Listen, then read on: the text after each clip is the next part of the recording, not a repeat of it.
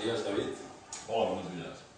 Nos encontramos aquí con nuestro amigo investigador David Parcerisa en la sucesión Ànim 2 en Puig-reig, el pueblo de nuestro acompañante de hoy, y estamos aquí para presentar el libro que recientemente has publicado, Los Anunnaki, creadores de la humanidad.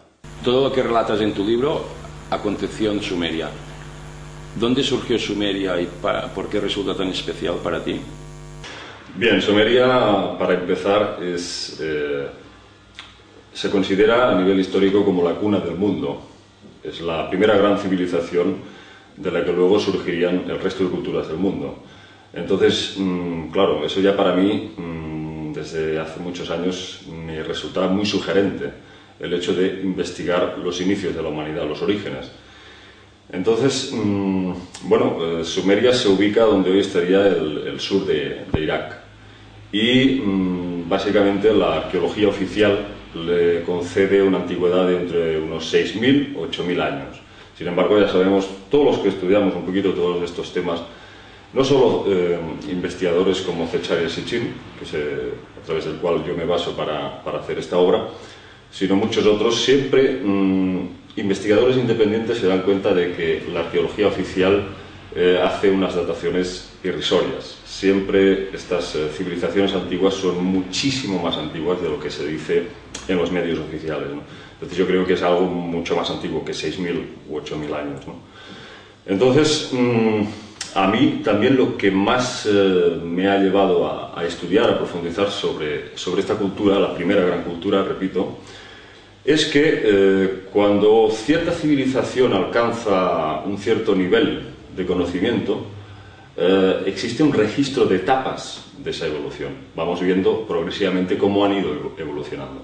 Pero con Sumeria no ocurre eso. Es como si literalmente esta cultura hubiese caído del cielo, con todo ese conocimiento integrado ya, enraizado en sí mismo. Entonces eso a nivel humano es bastante desconcertante. ¿Cómo es posible que pasáramos el ser humano de la era protoneolítica, en la que el máximo logro del hombre era juntar dos piedras y a base de chispas hacer fuego, pasáramos a dominar las matemáticas, la astronomía, la astrología, el sistema sexagesimal con el que medimos los ángulos y las distancias, y todo un sinfín de conocimientos que aparecen abruptamente? Entonces ahí está la respuesta que ofrece Sitchin, que es precisamente lo que nos la dan los mismos sumerios.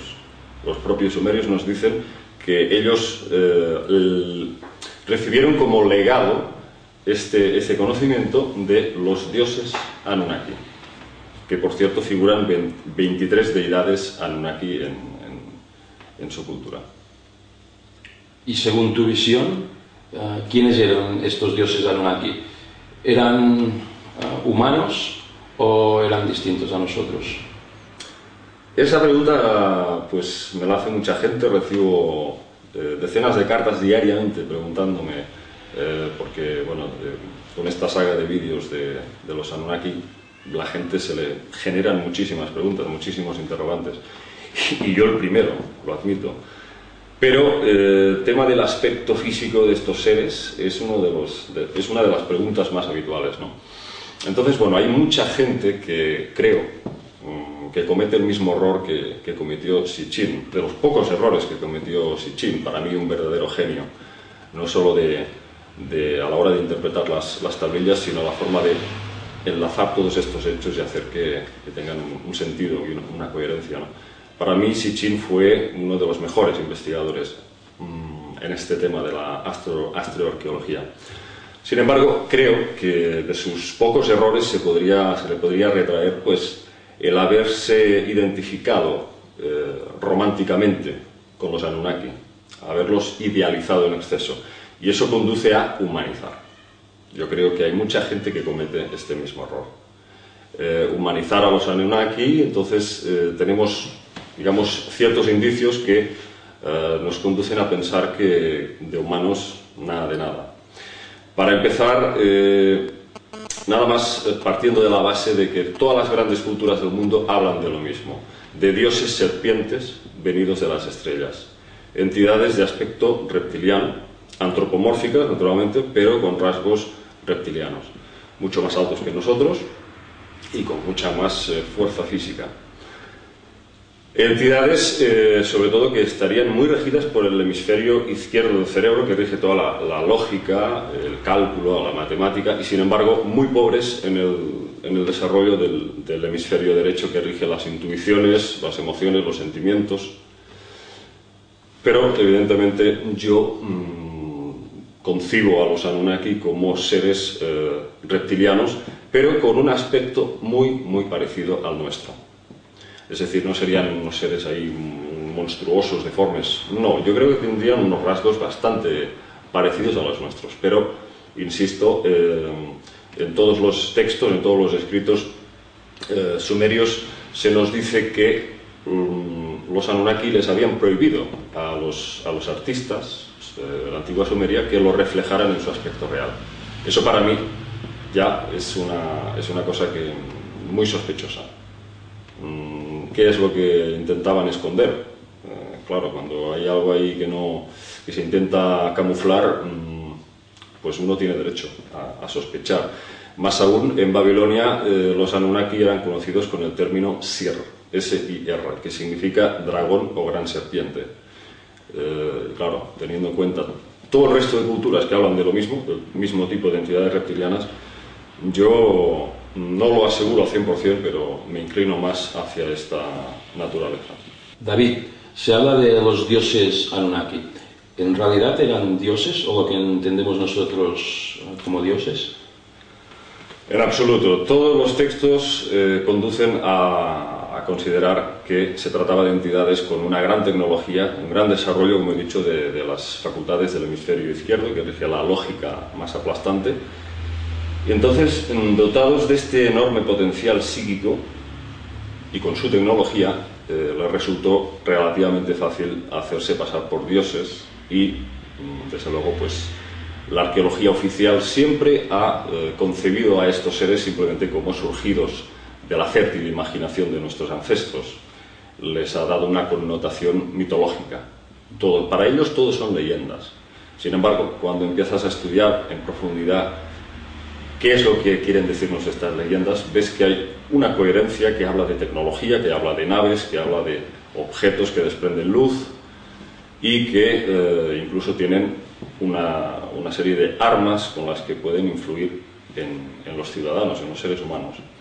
Entonces, para mí se trataba efectivamente de seres biológicos, de carne y hueso, que convivían con el hombre. La gente, cuando piensa en la palabra Dios o dioses, se imagina pues algo como espíritus etéricos flotando por ahí en el éter. Sin embargo, la realidad parece muy distinta en vista de estos textos, ¿no?, que nos muestran a estas entidades que vivían perfectamente integrados con los humanos, e incluso cuando un dios quería tener sexo, quería acostarse con un humano, el humano recibía aquello como una invitación divina, vamos, como algo, una oportunidad grandiosa, y desde luego que no lo rechazaban. ¿Por qué vinieron a la Tierra estos dioses extraterrestres? Básicamente los Anunnaki llegaron a la Tierra hace unos 445.000 años. Debido a un problema que tenían en su atmósfera, en la atmósfera de Nibiru, se había producido una especie de brecha muy parecido a nuestro famoso agujero de ozono, y parece ser debido a una disminución de las erupciones volcánicas. Al parecer, los gases que desprendían estos volcanes eran sus componentes conformaban la atmósfera de Nibiru. De forma que, al disminuir estas erupciones volcánicas, esta brecha, esta especie de agujero de ozono, sería lo más familiar para nosotros, empieza a extenderse y empieza a causar una serie de efectos muy importantes y devastadores para los nibiruanos. Por ejemplo, una serie de contrastes térmicos que hace que en algunas regiones del planeta empiece a haber pues muchas inundaciones, muchas tormentas, huracanes. En otras regiones una sequía total. Las cosechas se marchitan, aparecen problemas en la piel, no se filtran los rayos ultravioleta del hipotético Sol que hubiera en su sistema estelar, y los rayos cósmicos también causan ciertos estragos al no haber esta barrera protectora. Entonces ellos desarrollan un muy ingenioso sistema a través del cual cogen el oro, lo pulverizan en partículas y lo suspenden en la estratosfera. De manera que eso crea una barrera protectora contra estos rayos cósmicos y del Sol. Pero claro, en Nibiru no disponen de oro en la cantidad ni en la calidad que existe en la Tierra. Entonces se ven obligados a venir a la Tierra, como digo, hace unos 445.000 años, y establecen en la Mesopotamia meridional siete ciudades funcionales para esta misión de extraer oro. La primera ciudad de Sumeria es Eridu, que significa hogar construido en la lejanía, y ahí es donde, cerca de las aguas del Golfo Pérsico, empiezan a hacer esta extracción de oro a través de una modalidad de minería acuática, bordeando la costa por debajo del mar. Pero tras un sinfín de problemas técnicos tienen que abortar la misión, que ellos la llaman Misión Terrestre 1, y el encargado de llevarla a cabo es el hijo del gran rey de Nibiru, Enki. Enki, que significa Señor de la Tierra.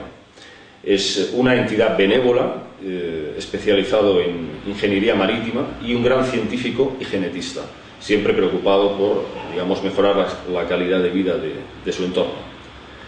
Entonces, Enki es, digamos, el encargado de llevar a cabo esta misión terrestre 1. Pero tras el fracaso de estas extracciones de oro por minería acuática, el rey Anu decide enviar a la Tierra a su segundo hijo, Enlil, que significa el señor dios del viento y de las tormentas. Entonces Enlil es algo así como un comandante militar, un canciller militar. Entonces, este señor, este ser, se presenta en la Tierra con mano firme, intentando llevar a cabo la misión, comandando estas 7 ciudades funcionales, y localiza en el sudeste de África una zona a la que bautizan con el nombre de El Apsu, la fuente primordial, en el sentido de la gran cantidad de oro que subyace bajo tierra. Ahí en el Apsu le encargan a Enki su comandancia, su supervisión. Mientras que Enlil se encarga de la zona de la Mesopotamia meridional, donde hay esta red de ciudades operativas para hacer esta extracción de oro. El oro, una vez extraído del Apsu, lo llevan por vía marítima hasta Battivira, que es donde se finaliza el mineral y se refina. Y entonces todos estos lingotes de oro refinados son llevados a la ciudad de Sipar, que significa ciudad pájaro. Ahí es donde estas naves, estas lanzaderas espaciales, son enviadas hacia el espacio, y ahí existen unas entidades que son como los, digamos, astronautas de la misión, conocidos como los Igigi, que significa aquellos que ven y observan. Hay, según los textos, unos 300 Igigi orbitando la Tierra a través de transbordadores espaciales. Bien, es un tema muy extenso, muy complejo, relatarlo con detalles, pero aquí llegamos al eje central de esta historia de los Anunnaki que relato en mi libro, y es precisamente el hecho de que si inicialmente la misión se basaba en una extracción de minería acuática, eso implicaba maquinaria, pero claro, ahora vamos a necesitar mano de obra dentro de estas minas del Apsu para sacar ese oro. Durante varios cientos de años, los mineros Anunnaki, pues más o menos sin quejas, van realizando su trabajo, hasta que, debido a la subida de temperatura del planeta Tierra, las condiciones del trabajo empiezan a ser cada vez más duras y más difíciles. Según ellos, se hace insoportable. Entonces, poco a poco aquello va subiendo de tono, las quejas van aumentando, y pues las altas instancias Anunnaki parece como que hacen oídos sordos a esas quejas. Hasta que finalmente, sin nadie podérselo esperar, estalla un motín en las minas, los mineros se niegan en redondo a seguir esos trabajos, incluso se presentan en tropel en la residencia de Enlil, exigiendo que el cierre total de estas minas. Esto llega a la situación en que, vamos, casi se declara un consejo de guerra y entonces llaman al rey de Nibiru, Anu, para que venga a la tierra y compruebe por él mismo hasta qué punto ha llegado la situación. Entonces Anu escucha las quejas de esos mineros y les da la razón. Y a partir de ese momento pues se cierran las minas.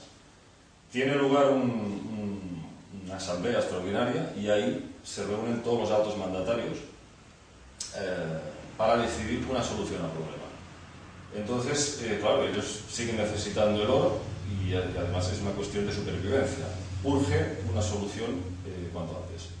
Entonces es Enki, el científico, el que propone la posible alternativa de crear un ser, una especie de criatura hibridada de otra especie que sería el mono, que sería bueno, básicamente el hombre de Neandertal, aunque Sitchin siempre hablaba del Homo erectus. Hay muchos expertos que no están de acuerdo y hablan más apuntan hacia la posibilidad que fuera el Neandertal. Bien, después de esta asamblea todos se quedan asombrados ante lo que Enki propone y deciden tirarlo adelante. Les dicen, no, yo tengo la certeza de que eso es posible, eso es viable.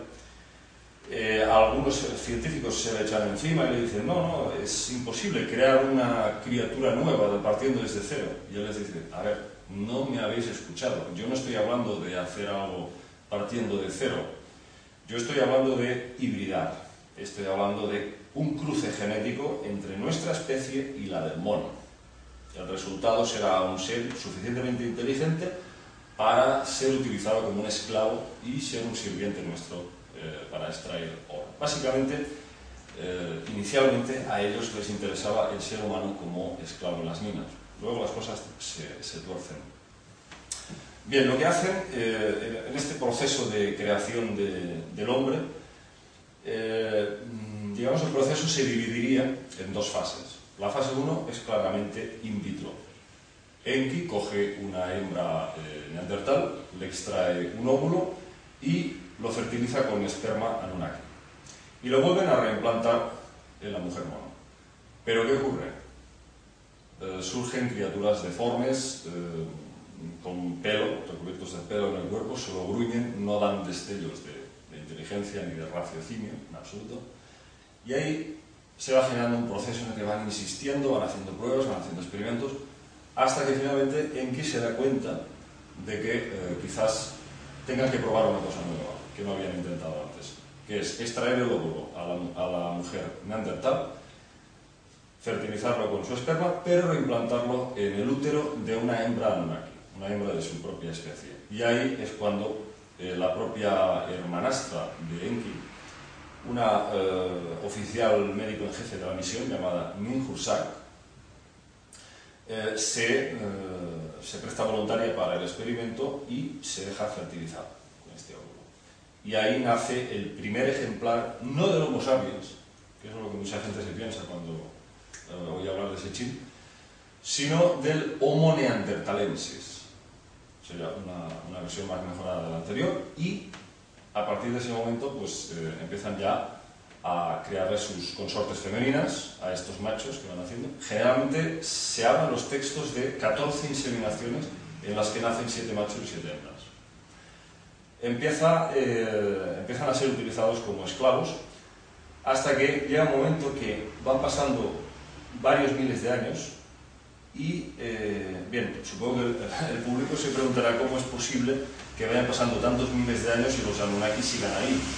Y es que estamos hablando de entidades que tienen unos ciclos biológicos, unos ciclos vitales extremadamente largos, ya sea por su propia naturaleza o por una serie de catalizadores o, digamos, una serie de sustancias derivadas del oro monoatómico. O sea, el oro no solamente lo debían de utilizar para reparar la atmósfera de Nibiru, sino también para ellos prolongar su existencia a través de este oro. Entonces, como digo, tras varios miles de años, este Homo neanderthalensis, al que bautizan con el nombre de Adamu, el que como arcilla de la tierra significa. Es como que sus descendientes van copulando, van procreando, y sus descendientes es como que sufren un deterioro genético. Es como que la esencia Anunnaki se diluye con el tiempo y vuelven a su estado salvaje. Cada vez dan muestras de un primitivismo alarmante, es decir, se comportan como bestias, como salvajes. Les roban el alimento a los dioses no les interesa eso, les interesa criaturas obedientes, que les sirvan, que les veneren. Entonces, claro, no les sirve. Entonces, él se reúne con Enki y le dice, bueno, ya que tú has creado a estas criaturas, es tu responsabilidad arreglar este problema otra vez. Y Enki, antes de que inicie de nuevo nuevos experimentos para crear un nuevo ser que sí le sea útil, pues resulta que la solución llega de las manos del destino. Porque en un momento dado él está navegando con su barca junto a su Visimut y vislumbra como hay un par de jovencillas, un par de hembras terrestres que se están bañando en las orillas de un río. Se acerca y contempla la exuberancia de sus cuerpos y, claro, lógicamente, Enki era conocido por sus hazañas libidinosas, sexuales, era un ser además muy incestuoso. Y se acerca a la orilla y salta del barco y le dice a su Visimut, oye, no sé si te parece lícito que vaya a besarlas. Y el Visi le dice, bueno, si usted, señor, lo cree así, lo cree oportuno, pues hágalo. Entonces, efectivamente, Enki se narran los textos como no es que se produzca una violación, sino que con cortesía logra seducirlas y primero le hace el amor a una y luego a la otra. Y de esa unión surgen dos criaturas a las que llaman Adapa y Titi. Adapa significa el primer hombre. Y aquí sí, aquí efectivamente asistimos ya al nacimiento del primer Homo sapiens. Entonces, claro, Enki le dice a su Visimut, quédate con las dos jóvenes y comprueba si están embarazadas. Y en el caso de que así sea, tráeme los bebés después de los meses de gestación. Y efectivamente, cuando han pasado ese periodo, Enki coge a esos dos retoños y se queda maravillado, no tienen pelo en el cuerpo, no gruñen y dan destellos de una inteligencia impresionante. Entonces ahí dice, sí, por fin hemos conseguido concebir al nuevo ser, al nuevo hombre. Y desde luego ahí empieza, digamos, la humanidad aproximadamente hace unos 107.600 años.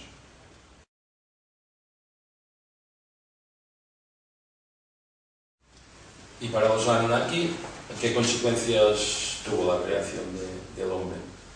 Bueno, como hemos dicho, si inicialmente habían sido considerados unos esclavos para las minas, progresivamente se van olvidando de estas extracciones de oro, sea porque consiguieron ya las cantidades que necesitaban, o por lo que sea, por razones que a lo mejor no conocemos. Los Anunnaki utilizan ya al hombre no como esclavo, sino como sirviente, para todo tipo de tareas. Y de alguna forma se encariñan con él. Los varones sienten una atracción física, una atracción sexual hacia las hembras terrestres y empiezan a tener uniones sexuales.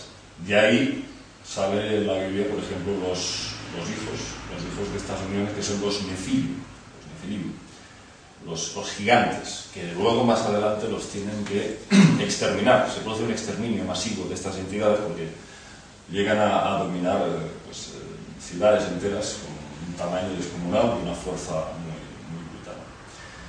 Entonces, progresivamente se empiezan a conceder derechos al hombre, al ser humano. Pasa a ser un sirviente. De sirviente pasa a ser sacerdote, para que construya templos para que venere a los dioses. Luego ya pasan a ser faraones y reyes, y aquí nace la monarquía. Y aquí llegamos a uno de los puntos más interesantes de este relato sumerio, que es el origen de la monarquía y de cómo es posible que un pequeño grupo de seres humanos controle a la mayoría. ¿Quiénes son estos, estos personajes que se autoproclaman con derechos divinos para gobernar al mundo entero? ¿Qué es eso de la sangre azul? Bueno, pues todo conduce a lo mismo y a lo que básicamente nos cuentan autores como David Icke, de que ciertamente la monarquía es el resultado de una estrategia de los dioses para dejar una descendencia, una estirpe de sangre pura. Ellos tienen relaciones sexuales con una serie de familias y ahí se empieza a crear una estirpe de sangre, lo que David Icke llama the bloodlines, líneas de sangre más pura, para que estos monarcas sigan los decretos divinos de los dioses. Y de esta manera se consiga una manipulación total de las masas y un control absoluto. Porque aquí hay un punto muy importante: la monarquía nunca se ha mezclado con el resto de humanos. La esencia de estos Anunnakis, la esencia genética de estos dioses, de alguna forma, con el paso de tantos miles de años, se ha ido degradando. No al nivel en que le sucedió al Adán original, pero sí que hemos perdido varias de sus cualidades. Porque, digamos, nos hemos ido mezclando sexualmente entre todos. Pero la monarquía no. La monarquía ha seguido un patrón fijo de procrear solamente con los de su misma estirpe, de su misma sangre. Y eso se ha hecho, y yo recuerdo las palabras de los textos que dice: la simiente sacerdotal jamás debe ser profanada. Y se refiere básicamente a que hay esos genes, genética Anunnaki o reptiliana pura, que debe ser mantenida a lo largo de centurias. Así por lo que nos cuentas, dirías que los reyes proceden de unos genes Anunnaki más puros, y toda la teoría de David Icke, ¿crees que se puede conectar con lo que tú cuentas en el libro? Yo creo que David Icke es su aportación, aparte de que es un investigador extraordinario, para mí intachable. Sus teorías no tienen nada de ciencia ficción, por mucho que a la gente le pueda sorprender estar hablando de que hay reyes o monarcas que se puedan transformar en reptiles, violar las leyes de la biología y convertirse en reptilianos. Yo creo que si tú estudias un poco lo que dice David Icke, yo por ejemplo me pasé más de un año después de conocer todas sus teorías, las archivé. Dije, bueno, vale, este señor es muy interesante lo que dice, pero ahora ya no quiero escucharle más. Voy a dedicar un tiempo para, por mí mismo, usar mi cerebrito y buscar información alternativa al margen de lo que diga David Icke. Bueno, pues después de un año indagando en la protohistoria, indagando en los orígenes, indagando no solo en todos los libros de Sitchin, sino muchos otros, pues yo, la verdad, me quito el sombrero ante David Icke, porque es impresionante este hombre, cómo ha conseguido encajar todas las piezas del rompecabezas y ha encontrado que efectivamente procedemos de estos seres, y los monarcas, desde luego, están sirviendo a estas entidades. Has hablado antes de los años que vivían los Anunnaki. Para los humanos eran considerados, o veían los Anunnaki como inmortales.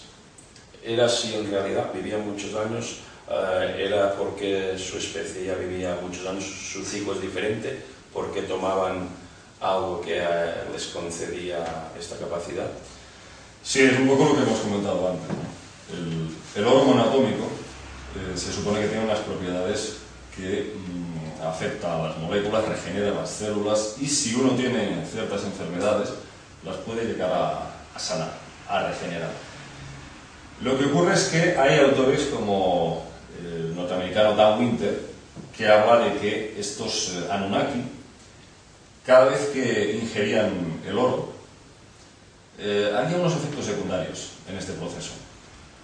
Efectivamente podías volverte inmortal, es decir, podían pasar los años que tú quisieras, que tú seguías con un estado de salud y una energía, una vitalidad en tu cuerpo. Sin embargo, el efecto secundario del que habla Dan Winter es de que cuando los Anunnaki tomaban este oro monoatómico, se les amplificaban los sentidos sensoriales.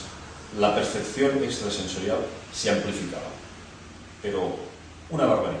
En el punto de que el oído podían escuchar sonidos, por ejemplo, comunicarse con sus ancestros. Sí, básicamente viene a decir eso Dan Winter, de que podían escuchar a sus ancestros. Y eso es algo que yo también he podido corroborar a través de la lectura de estas interpretaciones de Sitchin, porque efectivamente se habla de varios ancestros, varios antepasados de los propios Anunnaki dentro de la realeza, que les hablaban, se ponían en contacto con ellos, los veían. Sin embargo, eran seres supuestamente ya fallecidos hacía eones. Entonces, lo que dice Dan Winter me parece que tiene mucho sentido. Los Anunnaki conseguían la inmortalidad, pero a cambio de un precio bastante alto, que era posiblemente llegar a perder la cabeza, llegar a la locura.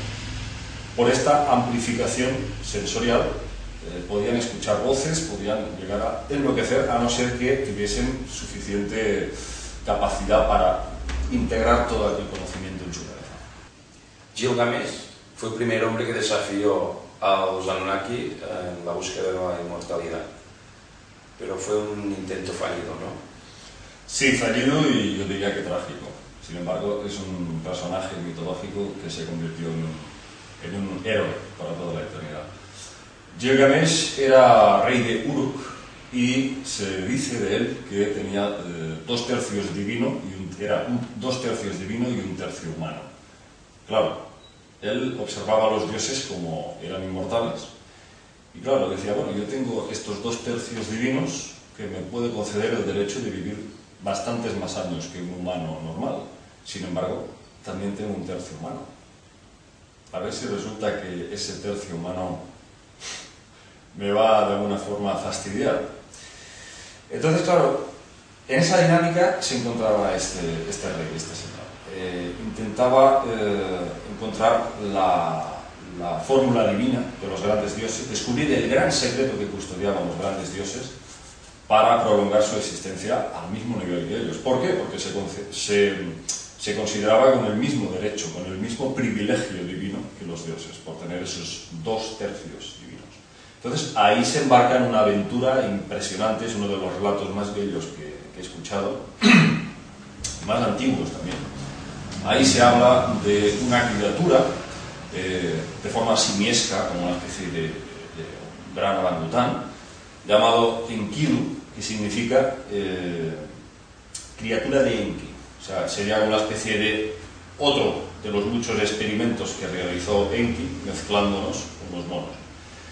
Entonces, se embarca con este ser de aspecto simiesco y juntos pues realizan un viaje en el que deciden acudir a la gran morada de los dioses, conocida como Tilm. Ahí se supone que había como una especie de puerta estelar que conducía hacia otros planos. Y en Tilmun era el lugar de destino en donde eran llevados todos los humanos elegidos para ser premiados con la inmortalidad. Todos los que habían conseguido la inmortalidad habían pasado por Tilmun. Y Gilgamesh lo sabía. El más famoso de estos elegidos por los dioses fue Ziusudra, el Noé bíblico, el héroe del diluvio universal. Este sí se le concedió la inmortalidad. Sin embargo, a Gilgamesh, por mucho que lo intentara, por mucho que intentara desafiar a los dioses, que por cierto puso en jaque a todos los grandes líderes y se produjo, de cierta manera, una serie de guerras, una serie de rivalidades muy importantes. Había algunos dioses, como la diosa Ishtar, Inanna Ishtar, que se había de alguna forma enamorado de Gilgamesh, había sucumbido a sus encantos, y le pide pues, que sea su consorte, que sea su pareja. Ante el rechazo de Gilgamesh, la diosa enfurece y decide atacarlo, decide destruirlo. Incluso le pide al gran dios Anu que envíe un ejército de naves y bombardeen toda la zona para exterminarlo absolutamente. Otros dioses como Shamash, por ejemplo, que es nieto de Enlil, este fue el dios que lo protegió, le dio su bendición y lo quiso conducir hacia Tilmun para que, a ver si los dioses podían decretar esta decisión.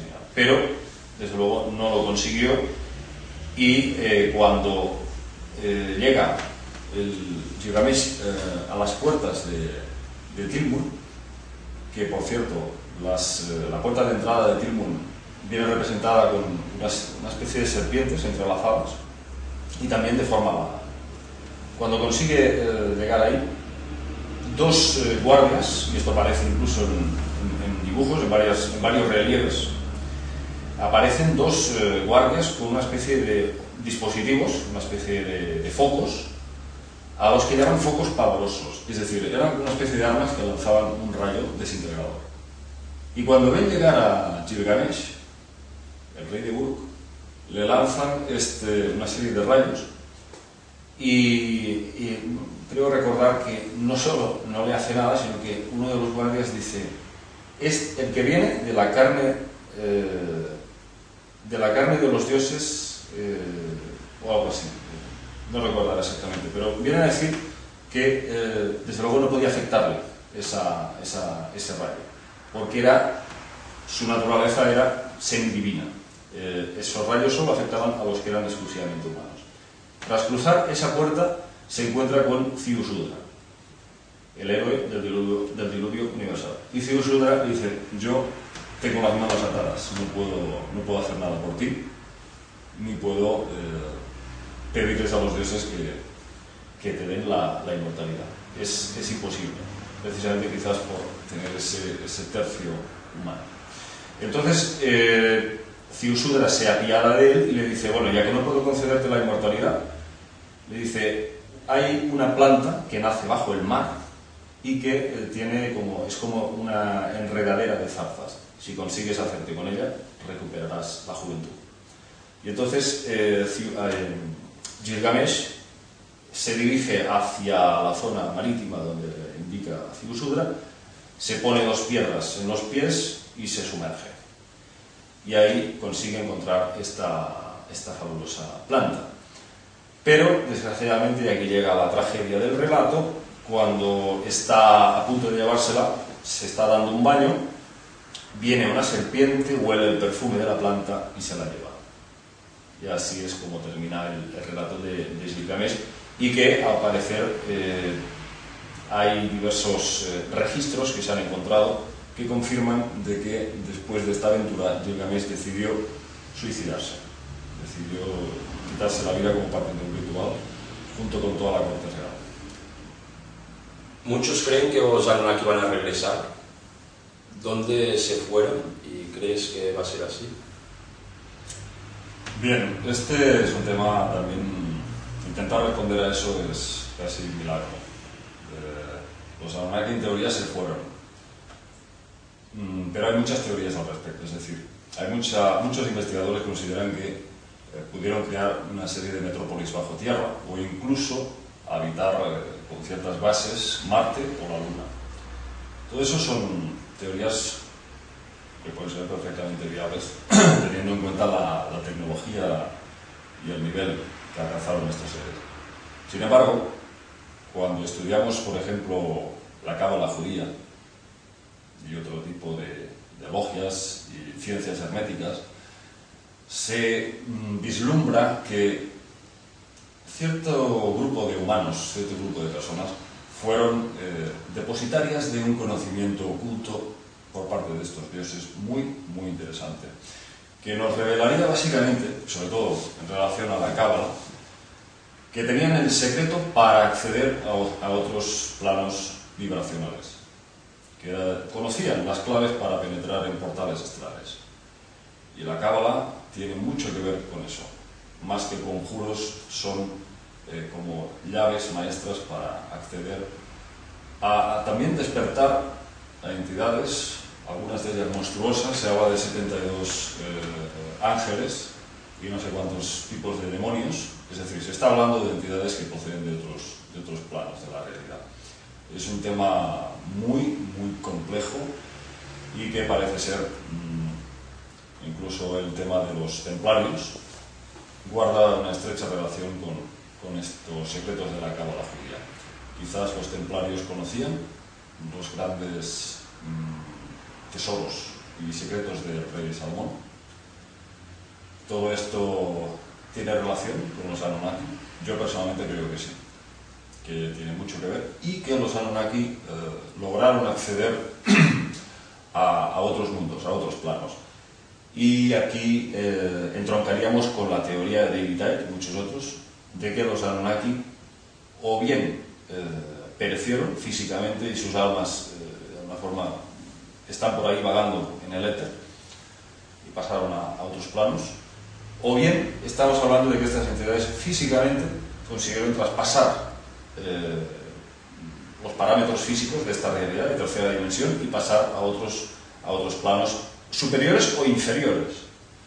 Y desde ahí estarían operando en la sombra, influyendo en el ser humano.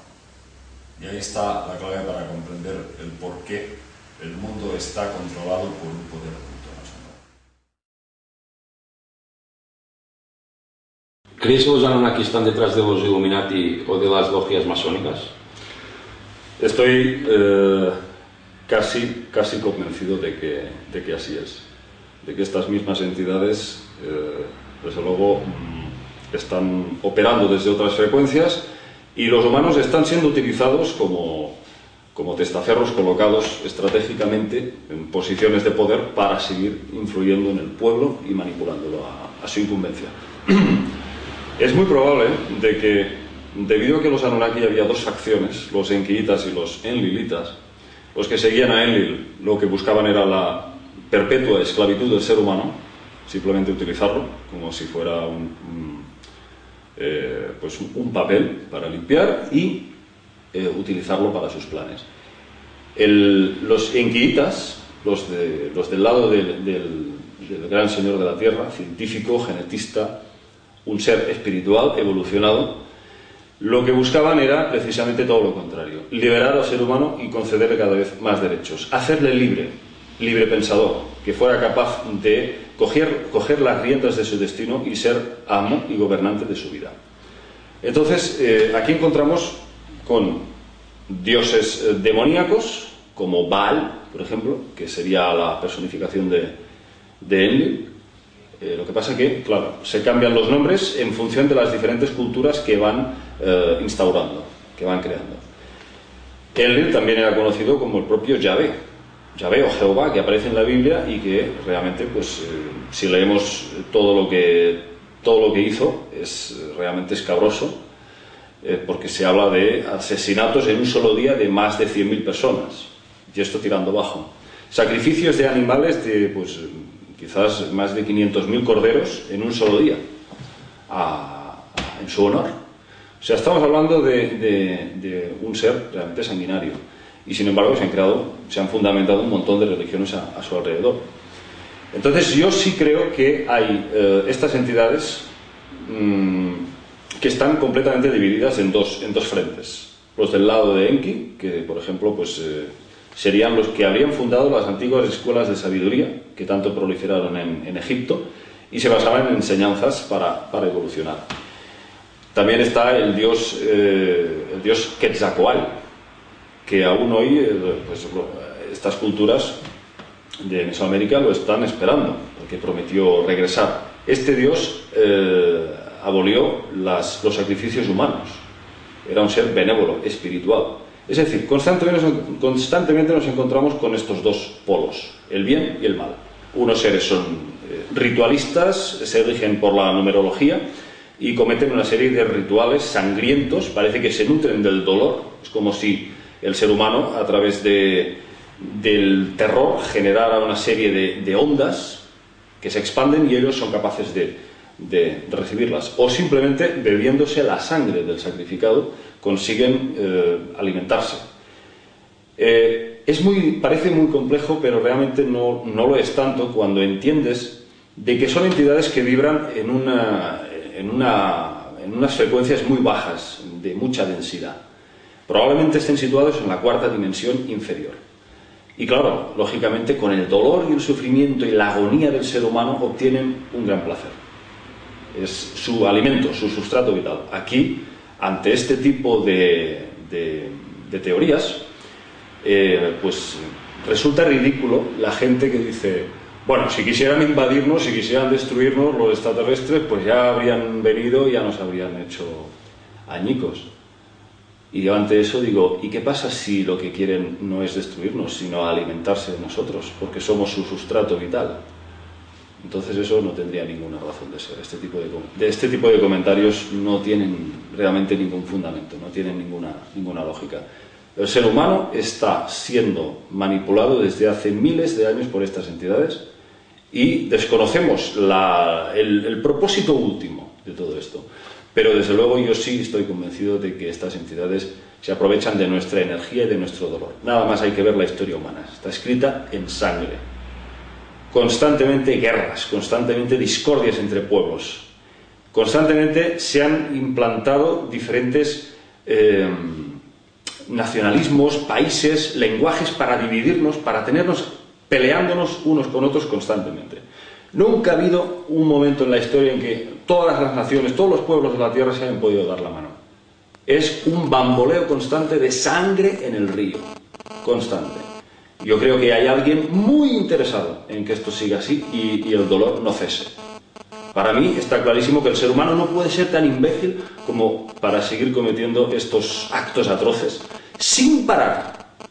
Ha sido una constante sin parar y parece que va para largo, a no ser que ocurra algún tipo de acontecimiento a nivel cósmico que rompa completamente todo este ciclo dantesco de dolor y de sufrimiento. Ya digo, desde luego no creo que el ser humano sea digamos el que está más arriba de la cadena alimenticia. Hay otros más que se están también alimentando de nosotros y se lo están pasando en grande.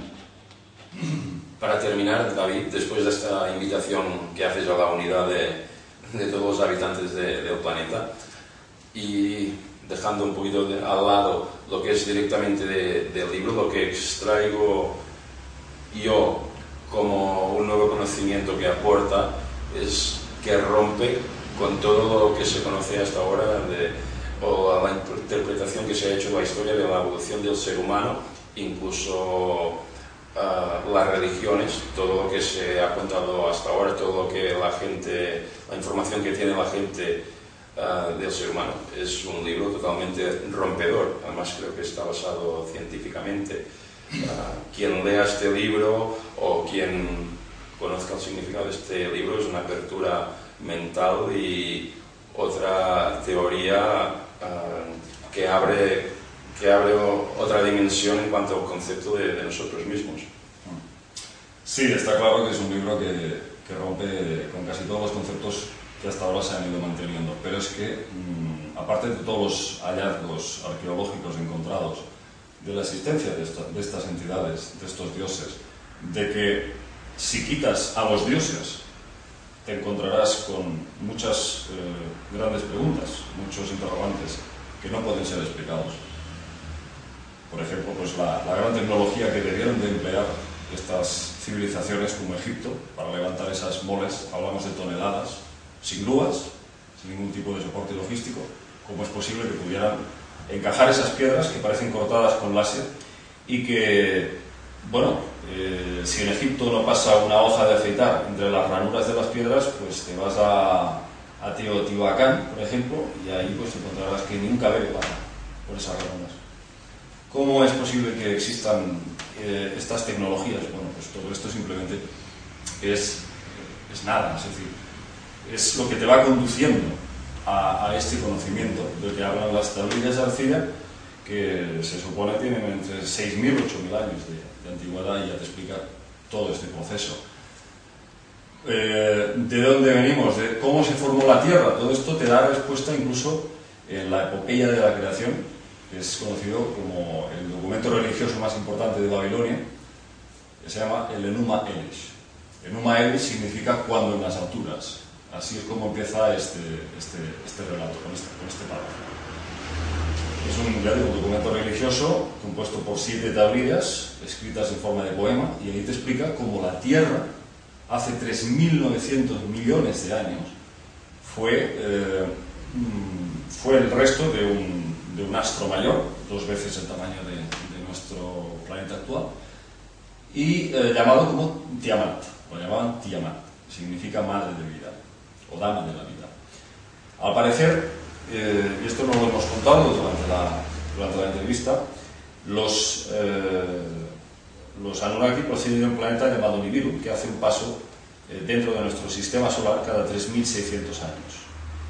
En cada uno de estos pasos pasa, digamos, su órbita se sitúa entre Marte y Júpiter. Y hace, pues eso, 3.900 millones de años habría impactado este Nibiru con Tiamat. Lo habría fraccionado en 2 partes, y una de estas partes se habría convertido en el actual cinturón de asteroides, que está entre Marte y Júpiter, y la otra porción sería nuestra Tierra actual, que a base de miles de millones de años, con los rayos del Sol, se habría de alguna forma compactado, se habría cicatrizado esa brecha y se habría esferificado otra vez. Entonces, con el Enuma Elish encontramos, digamos, muchas evidencias de que todo esto puede haber ocurrido realmente, porque rellena muchas lagunas que astronómicamente tenemos y que no se pueden explicar. Y el proceso de creación del hombre, naturalmente, hasta desde un punto de vista genético, encontramos ciertas evidencias, no quizás al 100%, que indican que realmente no somos fruto de la evolución darwinista, como tanta gente durante tantos siglos ha dado como un hecho, y sin embargo la teoría de Darwin es solo eso, una teoría. El eslabón perdido no aparecerá nunca, probablemente, a no ser que la comunidad científica sea capaz de cometer un fraude sin precedentes en la historia, porque a ellos les interesara por la razón que sea. Yo estoy convencido de que el ser humano procede de una manipulación genética. Hay un montón de genetistas que constantemente están pidiendo a la comunidad científica, a los más oficialistas, que investiguen más y mejor y se divulgue la cuestión de que el cromosoma 2 y 3 de nuestro ADN muestra síntomas de haber sido cortado y ensamblado, es decir, vuelto a unir 2 cromosomas en uno solo, para crear un espacio suficiente para que hubiera 23 y no 24 pares de cromosomas. ¿Y esto por qué se habría hecho? Pues básicamente porque el mono tiene 48 cromosomas y el ser humano tiene 46. ¿Cómo es posible que vengamos de una criatura que tiene más cromosomas? ¿Desde cuándo la evolución disminuye las cantidades cromosómicas? De un ser inferior a uno de superior nivel. La evolución, en principio, esto no puede hacerlo. Observando el resto de especies, el humano parece una extraña excepción. Yo creo que desde el punto de vista genético está demostrado de que los cromosomas 2 y 3, como digo, fueron cortados. Hay además una serie de ramificaciones teloméricas que son anomalías, absolutamente anomalías, no corresponden con el resto de cromosomas, la forma en que están pegados, enganchados. Y ya digo, eso sin contar todas las declaraciones del fantástico investigador Roy Pye, que habla de un montón de patrones invertidos con respecto al mono original. O sea, te da muchas razones por las cuales el hombre no puede proceder del mono. Una es el pelaje, luego está los músculos de 5 a 6 veces más grandes y más resistentes, el mono que el hombre. El cráneo, por ejemplo, no tiene absolutamente nada que ver uno con el otro. O sea, es para mí una auténtica aberración considerar que la teoría de Darwin es válida. Muchas gracias, David, realmente fascinante. Y te agradezco que hayas compartido este rato con nosotros y te agradezco que tus conocimientos que cambian la visión de la humanidad lo hayas compartido mediante este magnífico libro. Muchas gracias.